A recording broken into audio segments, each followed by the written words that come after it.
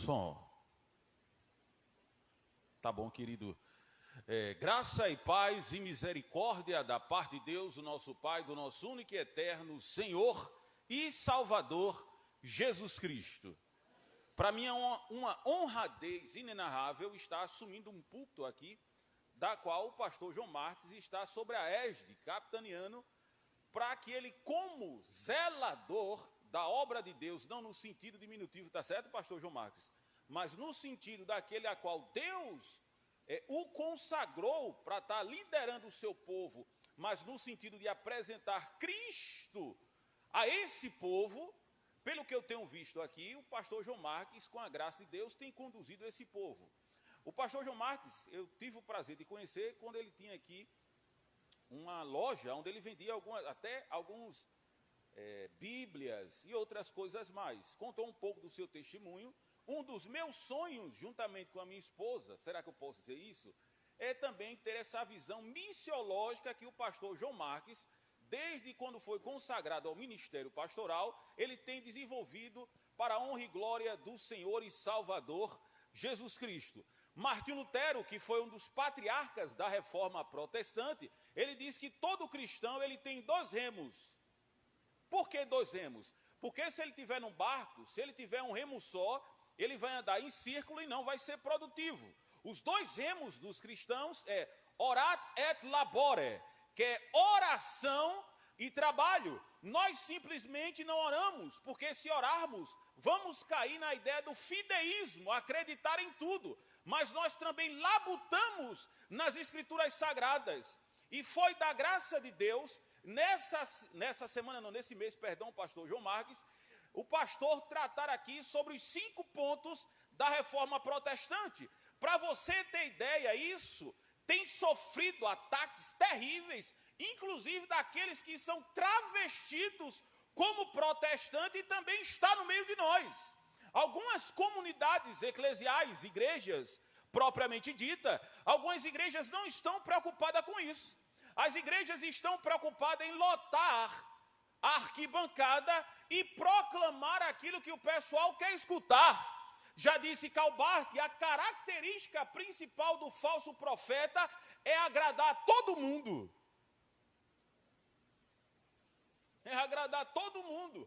Mas nós estamos aqui, irmãos, como foi proposto para mim, não para agradar o homem, nem tampouco o presidente, nem tampouco os futuros vereadores e prefeitos do Brasil. Pelo contrário, nós estamos aqui debaixo daquilo que Paulo disse em Romanos 11:33. Ó profundidade da riqueza, tanto da sabedoria quanto do conhecimento de Deus, quão insondáveis são os seus caminhos, inescrutáveis os seus pensamentos. Quem conheceu a mente do Senhor? Ou quem foi o seu conselheiro? Quem lhe deu primeiro para que pudesse restituir? E Paulo termina assim dizendo: porque dele e para ele são todas as coisas, glória, pois, a ele eternamente, amém. A igreja de Cristo foi conclamada para viver para a glória de Deus, pregar para a glória de Deus e estar preparada para aquele grande dia nos céus, para a glória de Deus. Está certo assim, meus irmãos?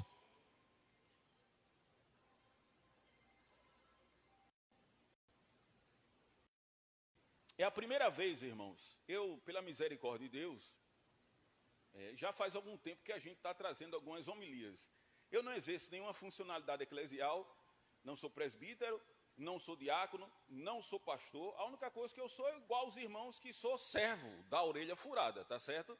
Mas, desde quando Deus me chamou pela misericórdia, eu sempre gostei muito de ler a Bíblia. E com o passar do tempo, algumas pessoas sempre me convidaram para trazer algumas homilias, algumas pregações em algumas comunidades eclesiais.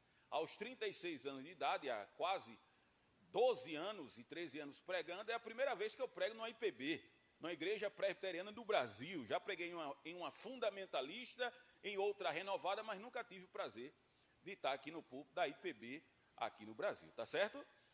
Vamos lá, abra a sua Bíblia, por favor. Em Isaías capítulo 40, foi-me dado, irmãos, deu para perceber que eu falo um pouco alto, né? Ou não? Hein, pastor João Marcos, deu para perceber? Só um pouquinho, não é verdade, irmãos? Eu me sinto muito comprazido em estar aqui, viu, irmãos? 40, né? Isaías 40, tá certo? Hoje nós vamos tratar, o último ponto da reforma protestante, no sentido do grito da reforma protestante, que é o último sola. Sola não é a sola do seu sapato, número 44, mas sola em latim quer dizer o quê? Somente, né? Somente as Escrituras, somente Cristo, somente a fé, somente a graça e soli Dei glória, quer dizer, a glória é dada somente a Deus. Essa é a ideia central. Isaías 40, todos encontraram, irmãos? Amém? Rapaz, é a primeira vez que eu vejo uma igreja achar o texto bíblico tão rápido. Não é? Rapaz, se for pregar no livro de Amós, em algumas igrejas é problema, viu? Sofonias, misericórdia. Vai pensar que a pessoa está tocando sanfona. Tá certo assim? Então vamos lá. Isaías 40, os irmãos acharam? Diz assim a mensagem do profeta Isaías: consolai, consolai o meu povo, diz vosso Deus. Falai benignamente a Jerusalém, e bradai-lhe que já a sua malícia é acabada, que sua iniquidade será expiada, e que já recebeu em dobro da mão do Senhor por todos os seus pecados. Verso 3: voz do que clama no deserto, preparai o caminho do Senhor, endireitai no ermo vereda ao nosso Deus. Todo vale será aterrado, todo monte outeiro será abatido, e aquilo que está torcido se endireitará, e aquilo que é áspero se aplanará, e a glória do Senhor se manifestará, e toda a carne juntamente verá que a boca do Senhor o disse. Verso 6, voz do que clama no deserto, voz que diz, clama, e alguém disse, que hei de clamar? Toda a carne é erva, e toda a sua beleza como as flores do campo. Seca-se a erva e caem as flores, soprando nela o hálito do Senhor. Na verdade, o povo é erva. Seca-se a erva e caem as flores, mas a palavra do Senhor permanece para sempre. Tu, anunciador de boas novas a Sião, sobe a um monte alto. Tu, anunciador de boas novas a Jerusalém, levantai a voz fortemente, levanta, não temas, e dize às cidades de Judá, aqui está o vosso Deus. O Senhor Deus virá como um forte, e seu braço dominará, eis que seu galardão vem com ele, e seu salário diante da sua face. Como pastor, apacentará seu rebanho, em seus braços recolherá os cordeirinhos, e os levará no colo, guiará suavemente as que amamentam. Quem mediu com um punho as águas, tomou a medida dos céus aos palmos, recolheu em uma medida o pó da terra e pesou os montes e os outeiros em balança. Quem guiou o Espírito do Senhor? E que conselheiro o ensinou?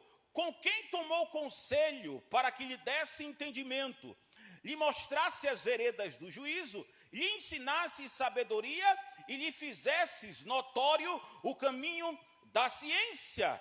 As nações são consideradas por ele como a gota de um balde e como o pó miúdo das balanças. Eis que ele lança por aí as ilhas como uma coisa pequeniníssima. Nem todo o Líbano basta para o fogo, nem seus animais bastam para os holocaustos. Todas as nações são como nada perante ele.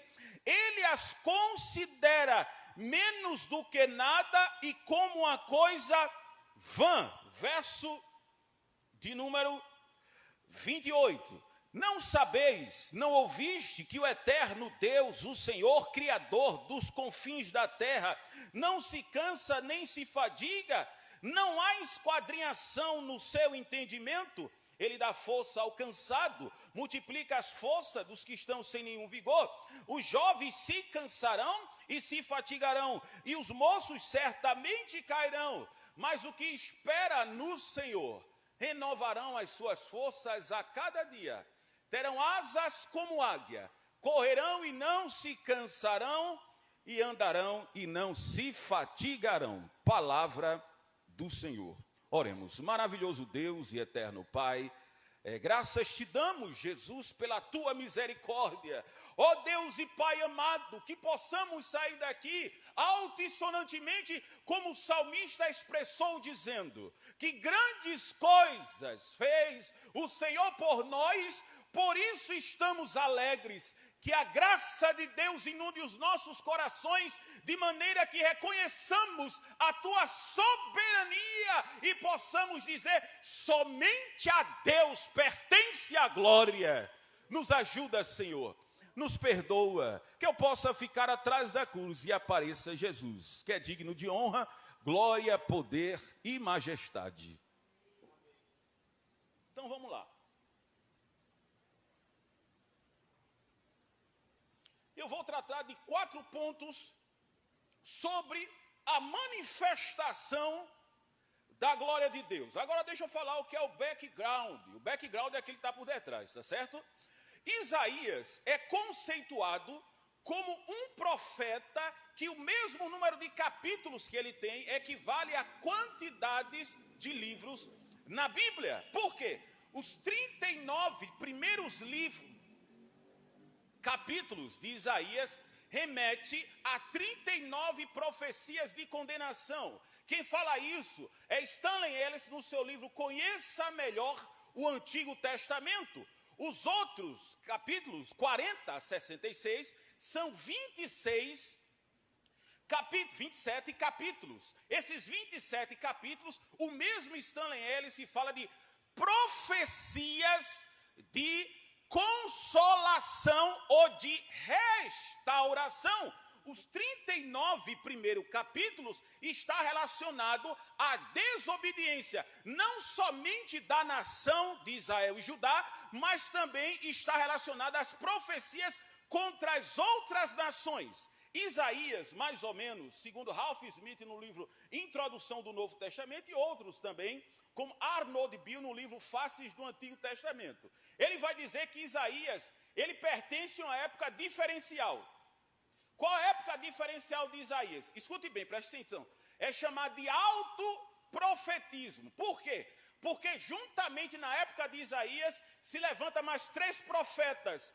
2 profetas para as 10 tribos do norte. Quem são esses 2 profetas? Um é Oséias, que tem a vida, a gente chama de teodramaturgia. Por quê? A vida de Isaías demonstra o relacionamento de Deus e mostra o relacionamento que ele tinha com a nação de Israel. Por isso que inúmeras vezes no livro de Oséias, você vai ver Deus dizendo ele mandar casar com uma prostituta. Ora, Deus é o marido, o povo de Deus é a sua mulher. Quando o povo de Deus se prostitui, isso é chamado de prostituição cultural, vai adorar outros deuses, a analogia que Deus faz é de uma prostituta. O livro outro é o profeta Amós. E outro profeta que se levanta também é o profeta Miqueias. Miqueias, ele fica entre as 10 tribos, isso está no comentário de Hernando Lopes do livro de Miqueias, e entre a tribo de Judá. O profeta Isaías, ele tenta maximizar na cabeça do povo que a Deus sempre pertence a glória. Isaías 42, 8. A minha glória eu não darei a outrem. Isaías 40, essa manifestação da glória de Deus é manifestada de 4 formas. A primeira forma, no texto de Isaías, que vai mostrar onde Deus é glorificado, sabe quando é? É na pregação. Todo profeta, escute bem o que eu vou dizer, presta atenção aqui. Todo profeta do Antigo Testamento, segundo o grande Osborne, no livro Espiral Hermenêutica, citando John Eaton, levantado, sabe aonde? Num tempo de crise. Crise moral, crise espiritual, crise financeira. E o profeta, ele é aquele que chama o povo de Deus para retornar para onde? Para a aliança. Qual é a aliança? Baseado nos 5 primeiros livros da Bíblia. Quais são? Gênesis, Êxodo, Levítico, Números e Deuteronômio. Dentro do livro de Gênesis, Deus faz 2 alianças com o patrono da fé. Quem é o patrono da fé de Israel? Quem é? O pai da fé. Quem é? Primeiro é o Brit Milá, que é a circuncisão. E depois ele faz um pacto com Abraão, que é o pacto entre os pedaços. O que é o pacto entre os pedaços? É onde Deus manda Abraão colocar 3 animais em pedaços, corta-se no meio, e Deus faz uma aliança. Primeiro ele passa, depois Abraão passa. E quando os animais começam a entrar em estado de putrefação, Abraão pega algumas varas e começa a afastar aqueles animais. Por quê? A quebra dessa aliança é de vida e morte. Está na aliança é vida. Quebrou a aliança é morte. Vai acontecer a mesma coisa que aconteceu com os animais. Isso é chamado de contrato de vassalagem. Se você pegar Deuteronômio 28, versículo 1, 2, 6 e 13, é em relação à pregação. Escute bem. Se ouvirdes a voz do Senhor teu Deus, tendo cuidado de guardar todos os mandamentos que te ordeno hoje, o Senhor teu Deus te exaltará sobre todas as nações da terra, e todas essas bênçãos virão sobre ti e te alcançarão. Serás bendito ao entrar, bendito ao sair, bendito a tua macieira, bendito o fruto do teu ventre, bendito o teu gado, bendito os teus bens. Ele vai dizer: o Senhor teu Deus abrirá o seu bom tesouro, o céu, para dar chuva ao seu tempo e abençoar todas as obras das tuas mãos. Emprestarás a muito e não tomarás emprestado. O Senhor teu Deus te porá por cabeça e não por cauda. Só estarás por cima e não por baixo, se atentamente ouvirdes a voz do Senhor teu Deus, para guardar e para cumprir. Quando a igreja de Cristo e o povo de Deus, ele prega a Bíblia como ela é, o nome de Deus é glorificado. Isaías capítulo 50 e verso 4, ele dizendo, é ele quem diz assim, Isaías capítulo 50 e verso de número 4, ele diz: o Senhor Deus me deu uma língua erudita para despertar o cansado a cada manhã, e ele desperta os meus ouvidos como aqueles que aprendem.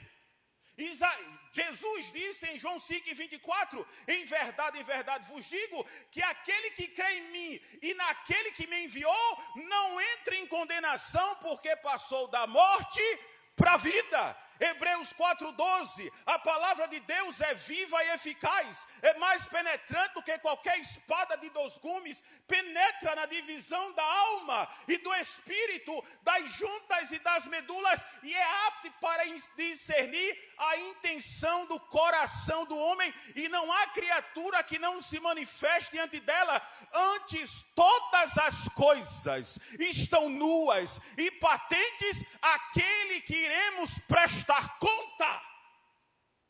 Por isso que John Knox, os reformadores, Martinho Lutero dizia o seguinte, que pregação sem unção endurece o coração.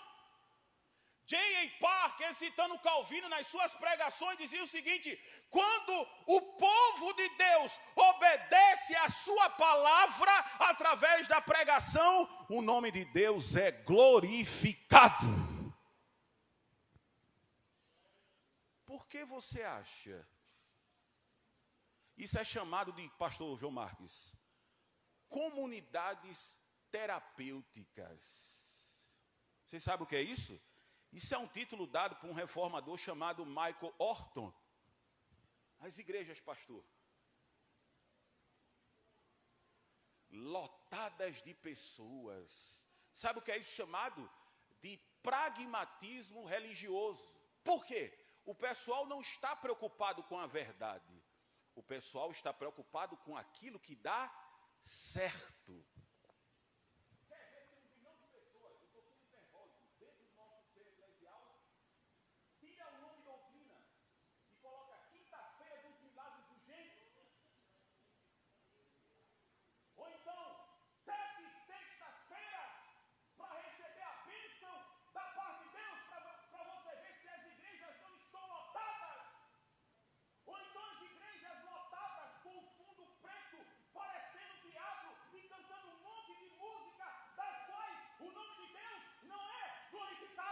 Por isso que A.W. Plink disse o seguinte, que o mundo moderno trouxe um Deus sem ira e um homem sem pecado.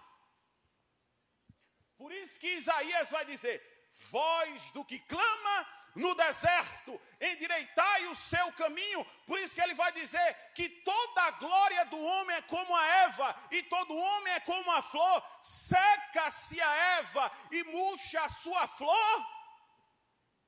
Mas a palavra de Deus permanece firme para sempre. Por isso que Satanás, meu pastor João Marques, e os seus asseclas, está trazendo a nova modalidade daqueles que dizem cristãos. Eu posso falar tudo aqui, né, pastor João Marques? Posso falar? Então eu vou falar. Já que ele é meu amigo, eu vou falar. Se eu falar qualquer coisa errada, se eu tenho nada não, se eu puxa minhas orelhas lá, quando eu for na sua casa. Mas escute bem o que eu vou dizer aqui para você. Uma pergunta discricionária e não precisa responder. Quantas vezes você ora por dia?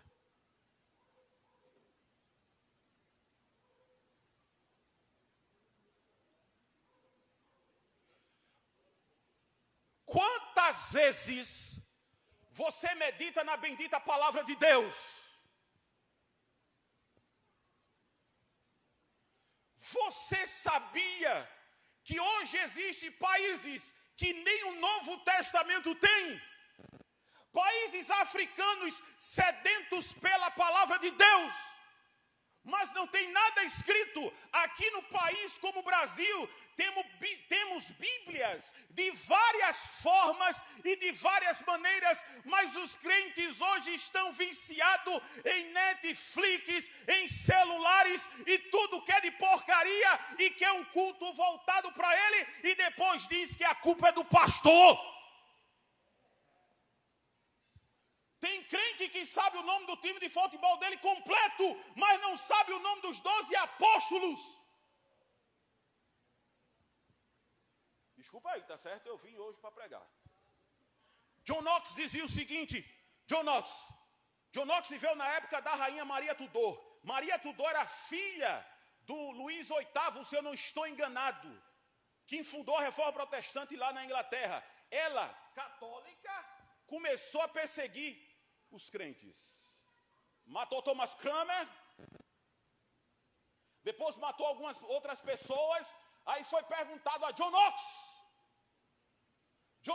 você tem medo da rainha Maria Tudor? Ele disse, eu não tenho nem medo dela, nem tenho medo do diabo. A única coisa que eu tremo é quando eu vou pregar a bendita palavra de Deus. Por isso, escute bem, irmãos, escute bem, por favor, não me leve por mal.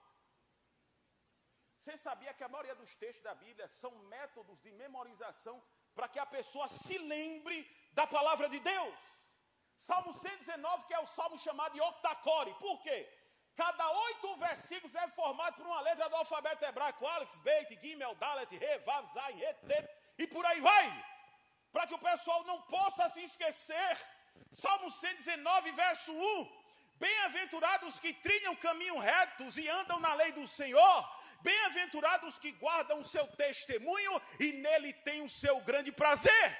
Como purificará, verso 9, o jovem o seu caminho, observando a tua palavra. Salmo 119, verso 11. Escondi a tua palavra para não pecar contra ti. Salmo 119, 73, foi-me bom ter sido afligido, para que aprendesse a sua lei. Salmo 119, verso 156, desgarrei-me como ovelha perdida, mas busca o teu servo, porque eu amo a sua palavra.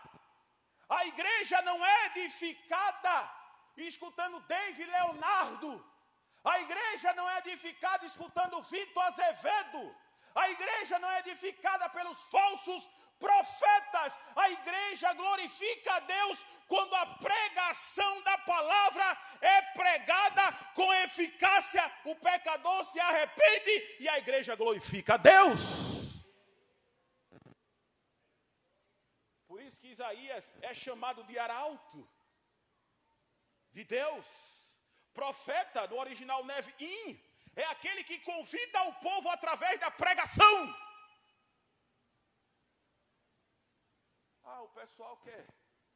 Você é o ouro puro, fino de Ofir. Né? Ele não desiste de você. Restitui, Deus, eu quero de volta o que é meu. Irmãos, desculpe o que eu vou dizer aqui. Eu e você, irmãos, se não fosse a misericórdia de Deus, e se Deus mostrasse os nossos pecados, até para a igreja a gente teria vergonha de vir.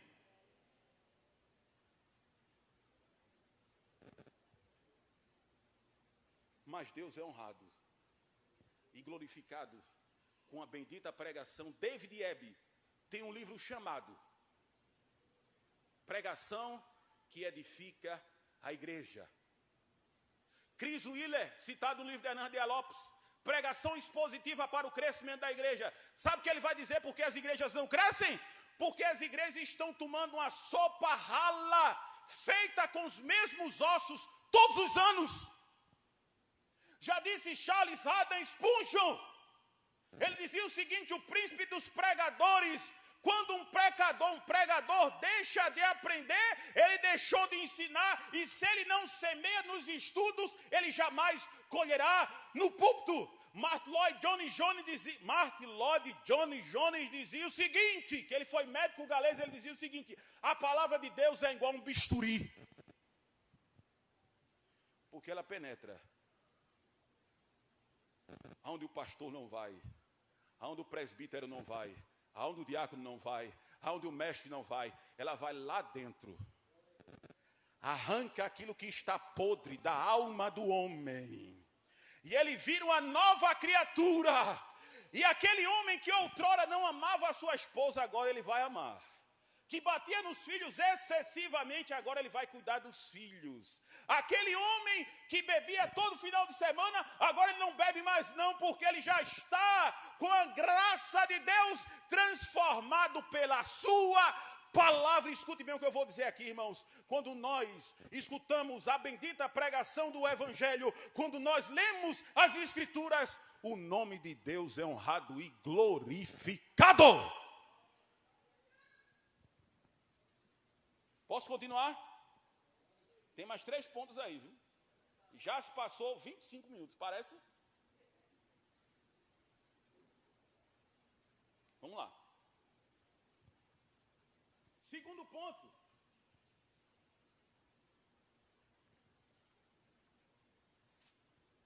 Quando é que Deus é glorificado? Quando nós vemos a manifestação da glória de Deus. Sabe aonde? Na criação. Isaías diz o seguinte, que ele está sentado na redondeza da terra. Antes de Cristóvão Colombo dizer que a terra era redonda, o profeta Isaías, 300 anos antes, já estava dizendo que a terra era redonda. E outra coisa, Deus estava assentado na redondeza da terra. Deixa eu te explicar uma coisa aqui. O contexto de Isaías, escute bem, por favor.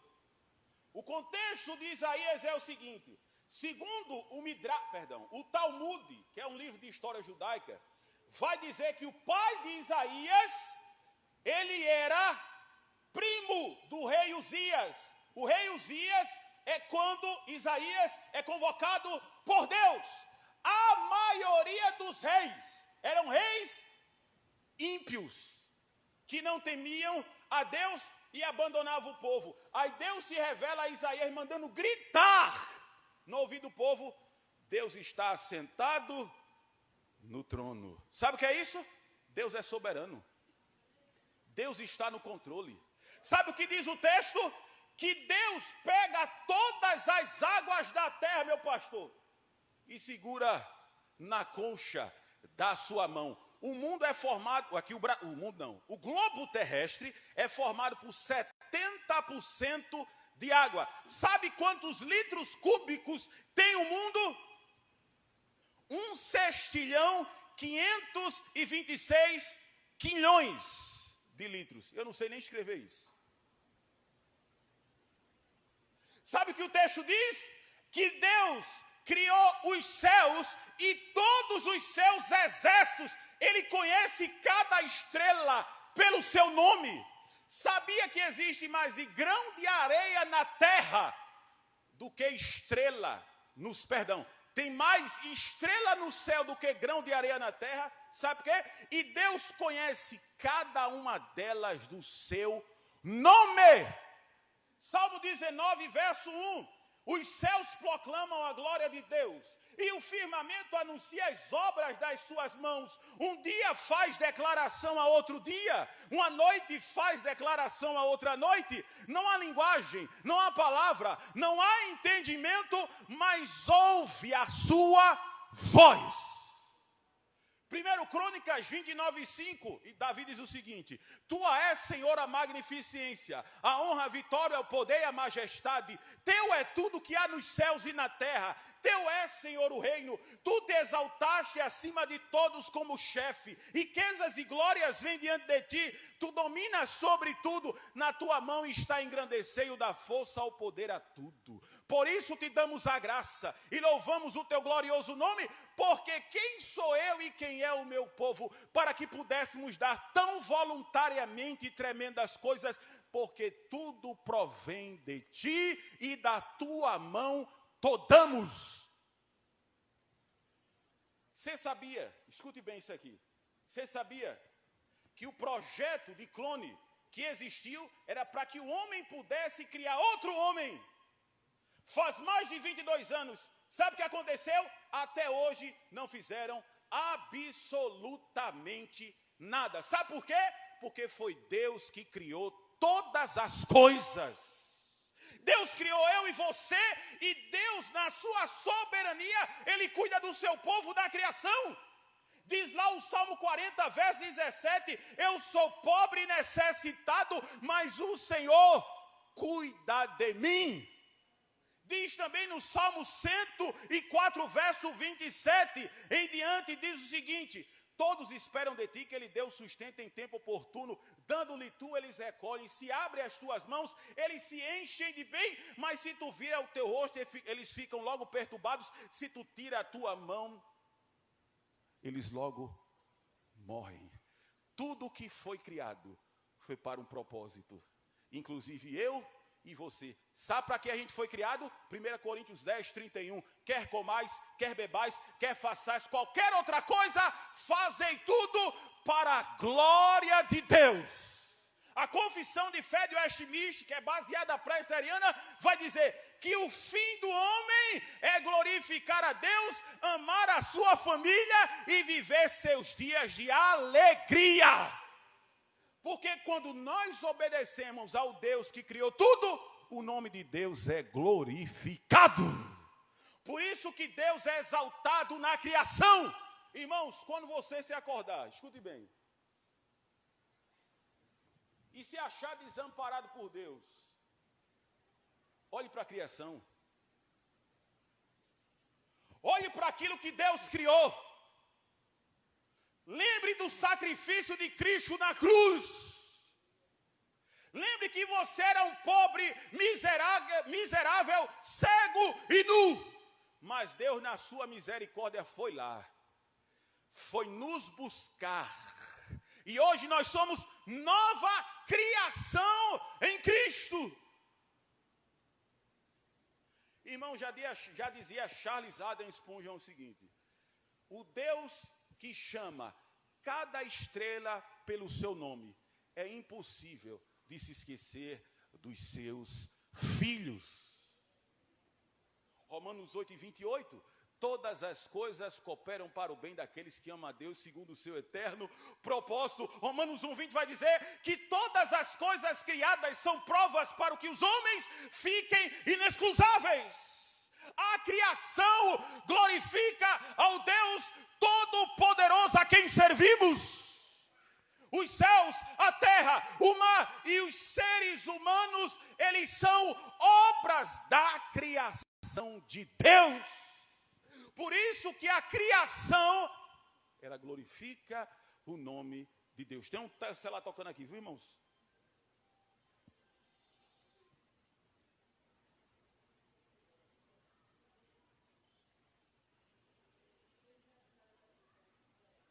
Vamos lá, posso continuar? Falta mais, falta só 10. 10 para meia-noite eu devolvo o microfone, tá certo? Pode?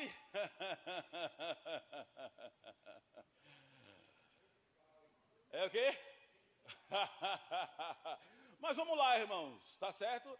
Eu não foi dito a mim o que era para pregar, só me disse que era para falar sobre a glória somente a Deus, tá certo? Agora o conteúdo foi joelhinho no chão orando, e hoje lá no trabalho eu já tinha visto alguns dias, e a graça de Deus foi entrando ali, eu fui conversando com Deus, e Deus, pela misericórdia, foi conversando comigo na sua palavra, e eu vi que esse texto, toda a honra e toda a glória para Jesus. Tá certo?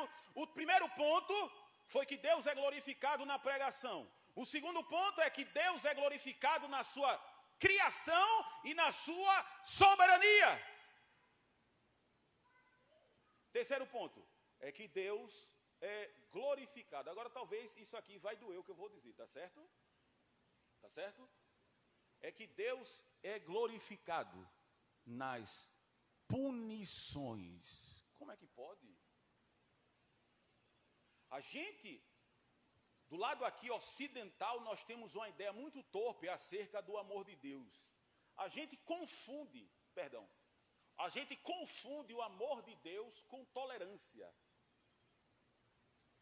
A gente pensa que Deus vai tolerar todos os nossos pecados e Deus que se parta para lá e Ele tem que se acostumar com os meus pecados. Ou não? Hoje ninguém pode falar absolutamente nada em relação que a pessoa está errado. Porque se a gente falar que está alguma coisa errada ou está tomando alguma atitude errada, vem umas pessoas inspiradas por Satanás e desconhecimento das Escrituras dizendo, vocês não podem julgar. Mas peraí, tem alguma coisa errada. Porque se eu digo uma coisa e a pessoa está dizendo que eu não posso julgar, essa mesma pessoa já está julgando. Escute bem, o contrato de vassalagem que eu falei aqui no início, o povo sabia, eu falei Deuteronômio 28 até o 13, dos versos 16 em diante, se o povo desobedecesse, sabe o que aconteceria? A quebra da aliança, e Deus, e uma das punições, sabe o que era? O que a gente chama de desterro. Deus disse que ia dar a terra que mana leite e mel ao povo de Israel. Sim ou não? Sim. Quebrou isso, a quebra do contrato, o pessoal seria expulso da terra. Por isso que Isaías 40 vai dizer que já é finda o tempo da vossa milícia. Como Isaías é um profeta, e uma das qualificações dele é enxergar longe, ver o futuro. Ele já estava prevendo, sabe o quê? O cativeiro da Babilônia. Segundo Albert Eden-Shai, professor de Oxford, no século XIX, de judaísmo, ele dizia o seguinte, que o pior momento da história do povo de Deus, sabe quando foi? Quando foi levado cativo para a Babilônia. Veja. Obrigado, irmãos. Irmão, veja o seguinte, escute bem. Deus, na sua infinita bondade e misericórdia, Deus, não todas as vezes que existe tribulação, mas algumas vezes, por nós errarmos e pelo amor cuidador de Deus, Deus nos pune.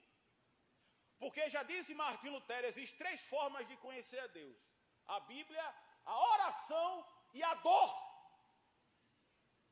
Esses 3 pontos. Porque se nós somos seres caídos e se Deus tratar a gente como bebê o tempo todo, sabe o que vai acontecer? A mesma coisa que Adão fez. Por isso que diz em Provérbios 3, vai dizer: não rejeite a disciplina do Senhor. Hebreus 12 e 6, que Deus açoita todo aquele que tem por filho.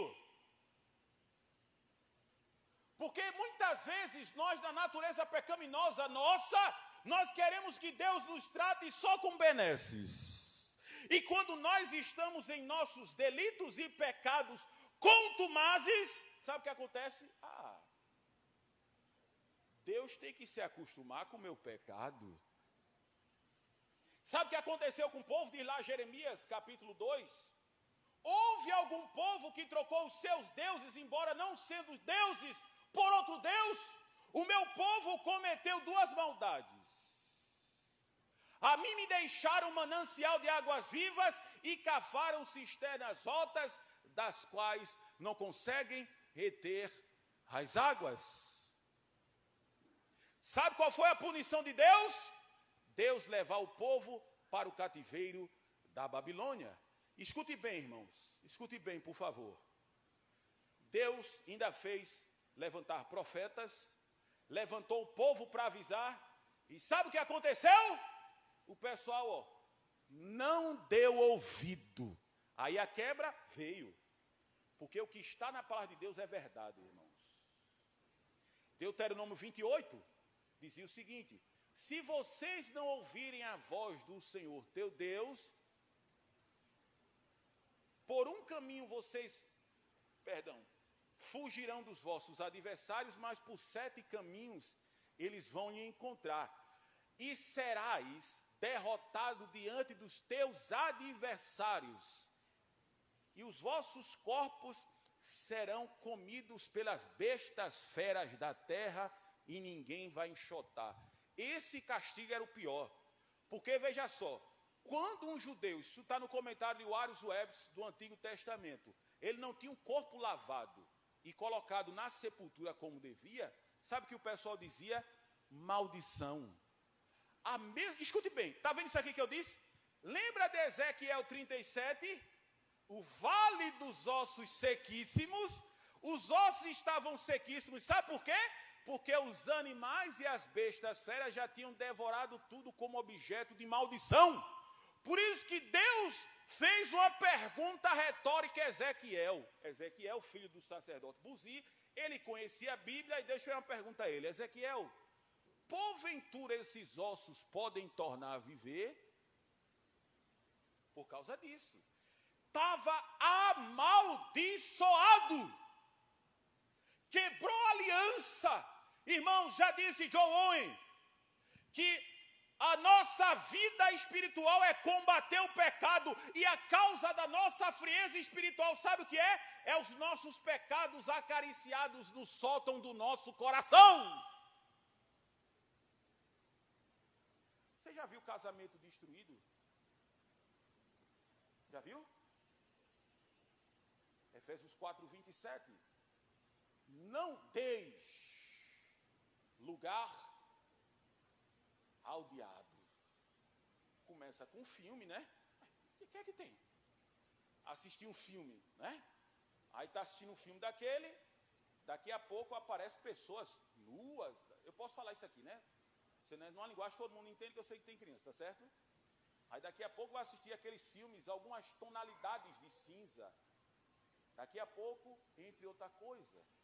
E já disse John Charles Riley, o pecado começa como uma teia de aranha e termina como uma camisa de força. Aí Deus, para não perder os seus filhos, eu sei que Deus é soberano, tá? Isso é uma linguagem. Mas Deus, na sua soberania, para cuidar dos seus filhos, Deus pune a pessoa. Deus coloca a pessoa no lugar. Segundo John Knox, e até o próprio Calvino, que foi amigo de John Knox, ele dizia o seguinte, que toda a igreja tem que ter o manual de disciplina. Porque se não tiver o manual de disciplina ou de doutrina básica, o pessoal começa a fazer o que quer. Vejam as roupas das ditas mulheres e homens dentro da igreja. Irmãos, com todo respeito, às vezes eu estou vendo uma pessoa dentro da igreja, não sei se ela é homem ou se ela é mulher, com a calça mais apertada do que minha avó quando tinha 15 anos. Todo depilado. Se fosse uma pessoa que vivesse do fisiculturismo, daí. Mas o cabelo parece o cabelo de Pelé na Copa de 70, né? Todo quadrado, máquina do lado, aquela coisa horrível. Sabe por quê, irmãos? Sabe por quê? Porque cada vez que a gente peca, a gente perde o temor de Deus.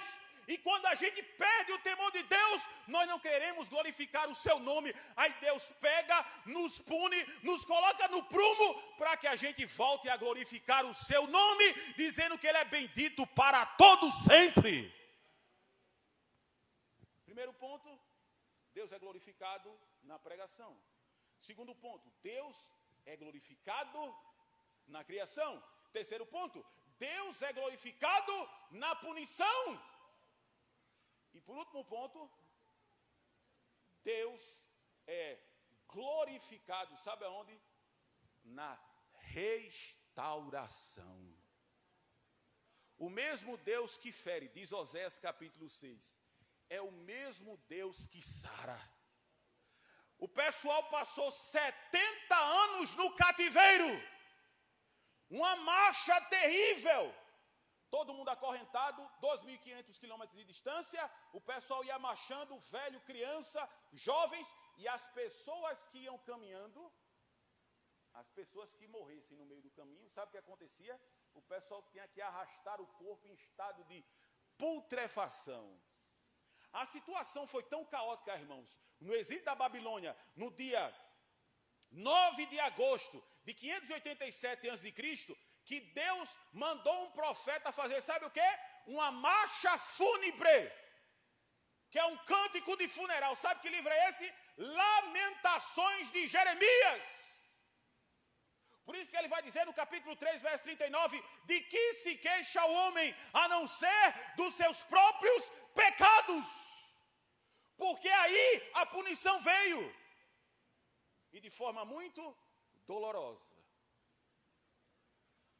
Mas Deus, para glorificar o seu nome, restaurou o seu povo. 70 anos no cativeiro, 70 anos sendo escravos. O Salmo 137 vai dizer que os próprios moradores de lá pediam para que o povo cantasse uns hinos de Sião, mas o pessoal não conseguia glorificar a Deus, lembrando da punição. Deus levantou os profetas, Deus levantou Ezequiel no cativeiro, Deus levantou Daniel, Deus levantou outros profetas, sabe para quê? Para dizer que Deus iria restaurar o povo.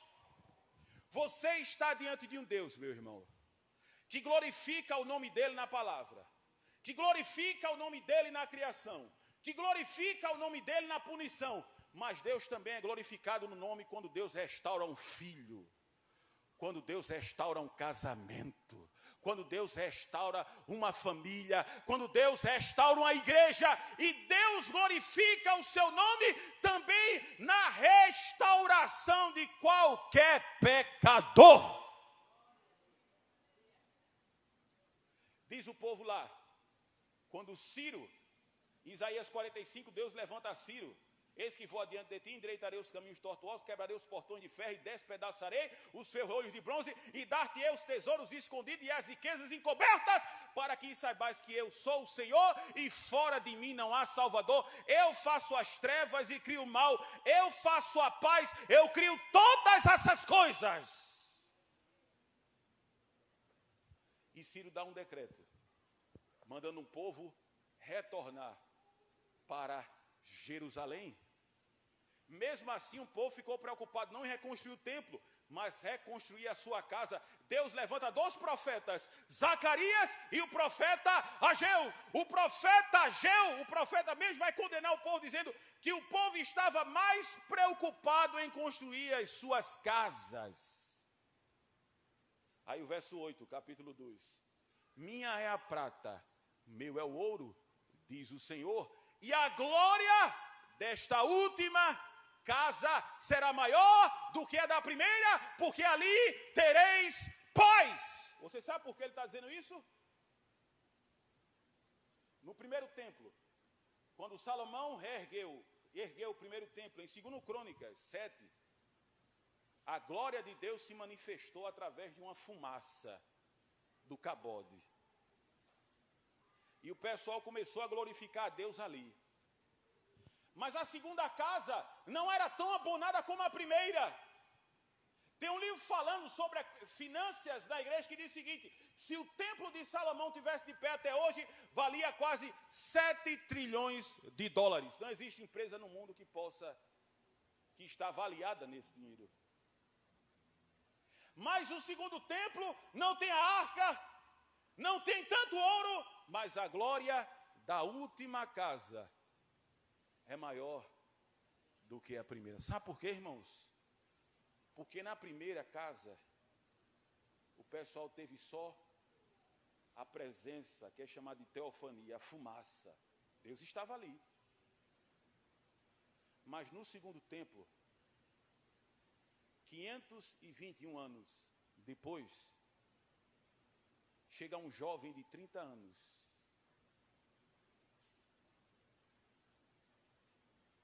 dizendo assim: eu sou o caminho, a verdade e a vida. Ninguém vai ao Pai a não ser por mim. Vossos pais comeram maná no deserto e morreram. Mas quem come da minha carne e bebe do meu sangue, este tem parte comigo. Sabe por quê? Porque Jesus pisou lá. E deixa eu dizer uma coisa aqui para você. Você não pode ter carro. Você não pode ter casa. Você talvez queria viajar para Miami. Talvez você queria ir para outro lugar. Talvez você nem tenha dinheiro daqui para o final do mês. Mas nós somos restaurados em Cristo Jesus.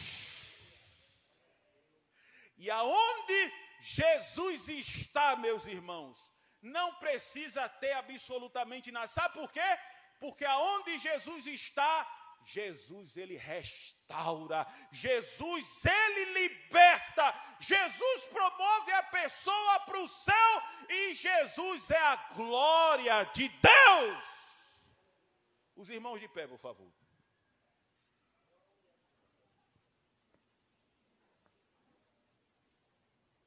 Nós aqui falamos, não foi isso? Somente a Deus seja a glória, na pregação, na criação, na punição e na restauração. Deixa eu dizer uma coisa aqui para você. Conta-se uma história, irmãos, o seguinte: num leilão, no último momento do leilão, um leiloeiro, ele pega um violino sem cordas, arranhado, o verniz já não tem tanto aquela pujança que se tinha antes, e é colocado no leilão. E o pessoal vê aquele violino e diz o seguinte: eu dou $5. O outro diz: eu dou $10. O outro disse: eu dou $25. O outro disse: eu dou $100. E já ia ser leiloado aquele violino. E um homem de smoking, bem ornamentado, bem ataviado, pegou o seu material, foi à frente, passou um pano e tirou toda a poeira e todos os arranhões com o material, colocou cordas novas e tocou com aquele violino. E todo mundo ficou esfuziante com aquele toque de violino. de maneira que os olhos das pessoas estavam quase a lacrimejar. Devolveu o violino, o outro disse, eu dou $10.000, o outro disse, eu dou $100.000, o outro disse, eu dou $1 milhão, o outro disse, eu dou $12 milhões, o outro disse, eu dou $5 milhões. E aquele violino, que não valia absolutamente nada, agora foi vendido por $5 milhões. Aí, como aqui tem criança também, no leilão tinha criança também. Aí a criança bateu assim, vovô, por que aquele violino ia ser vendido por $100, foi vendido por $5 milhões? Aí o avô disse para ele, meu neto querido, sabe qual foi a diferença? O toque do mestre. Eu e você éramos assim, arranhados pelo pecado, sujos, em estado de putrefação. Algumas pessoas também não davam o valor devido. Mas Jesus naquela cruz, quando gritou, está consumado, aleluia, tocou na nossa alma, tirou os arranhões do pecado, tirou a pata de Satanás e nos nossos lábios colocou um cântico, um hino ao nosso Deus. Por isso que Salmo 40 diz, me tirou de um poço de perdição, me tirou de um tremedal de lama e colocou os meus pés em cima de uma rocha e nos meus lábios colocou um novo louvor, um hino ao nosso Deus. Muitos verão, temerão e confiarão no nome do Senhor nosso Deus. Porque eu e você, agora, devemos glorificar a Deus aqui em Jaguarana. Sabe por quê? Porque Jesus nos restaurou, porque Jesus nos limpou, e naquele grande dia Ele vai dizer, vinde benditos do meu Pai, foste fiel no pouco, mas no muito eu te colocarei, entra no gozo do teu Senhor. Devemos glorificar a Deus todos os dias da nossa vida, irmãos. E eu gostaria que você curvasse a sua cabecinha, a sua fronte. E vamos orar. Maravilhoso Deus e eterno Pai, graças te damos, Jesus, e louvamos o teu glorioso nome. Ó Deus e Pai, nós te agradecemos, Pai, nesta noite, porque a nossa missão é glorificar o teu nome acima de todas as coisas. Nós queremos te honrar com a nossa família, nós queremos te honrar com o nosso vestir, nós queremos te honrar com o nosso falar, porque nós fomos restaurados para a glória de Deus. Porque tu faz forte o cansado, multiplica as forças do que estão sem nenhum vigor. Os jovens correm e cansam, e os mancebos certamente cairão. Mas aquele que espera no Senhor, renovarão as suas forças. A cada dia terão asas como águia, correrão e não se cansarão, e andarão e não se fatigarão. Energiza o nosso coração com a tua glória, meu Pai. Que possamos glorificar evangelizando em Jaguarana, em Paulista, em Pernambuco, no Brasil e no mundo. Nos ajuda, Senhor. Visita os nossos parentes, os nossos irmãos que não temem o teu nome, Pai. Mas nós acreditamos quando a tua glória inundar as nossas vidas, as pessoas vão ver e vão dizer, eu quero esse Jesus que restaura. Ó Deus e Pai, nos ajuda, nos fortalece nessa noite. É isso que nós te oramos e te agradecemos em nome de Jesus, para a glória de Jesus. E todos dizem, amém. Que Deus abençoe a todos. Foi um prazer, irmãos, estar aqui com vocês. Eu passo a palavra ao presbítero, é isso, é? Da igreja, vem cá, meu presbítero. Tá certo? E até, se Deus quiser, pela sua misericórdia, que quando o nome dele for glorificado, eu estarei aqui novamente para cultuar com os irmãos, tá certo? Nós aqui agradecemos. Louvado e engrandecido seja o nome do Senhor pela palavra que aqui foi trazida.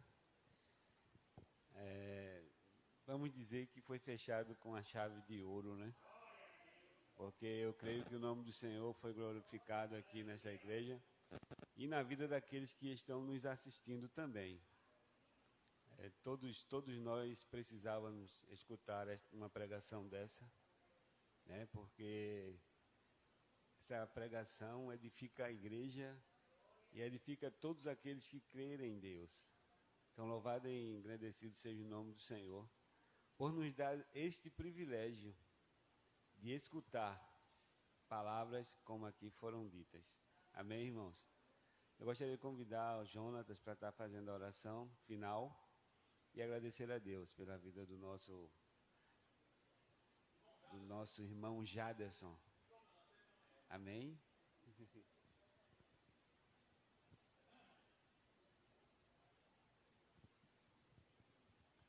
Senhor nosso Deus, graças te damos, Senhor, pela mensagem desta noite. Uma mensagem, Senhor, edificadora, Deus, que nos renovou. Glorificamos o teu nome, Senhor, pela vida do pregador, o irmão Jaderson. Que o Senhor seja com ele, Senhor, e esteja sempre derramando bênçãos sobre a sua vida. Pois aqui nós contemplamos, Senhor, o quanto o Senhor tem usado o teu servo. Usa ele como instrumento em tuas mãos, Senhor. E para a glória do teu nome, ó Deus. Nós te agradecemos, Senhor, por este momento que aqui passamos reunidos. Neste momento, ó Deus, eu quero te pedir, Senhor, que o Senhor nos leve em paz para os nossos lares. E que mais uma vez perdoe, Senhor, as nossas faltas. Assim te oro e te agradeço. No glorioso nome de Jesus, que vive e reina para sempre. Amém.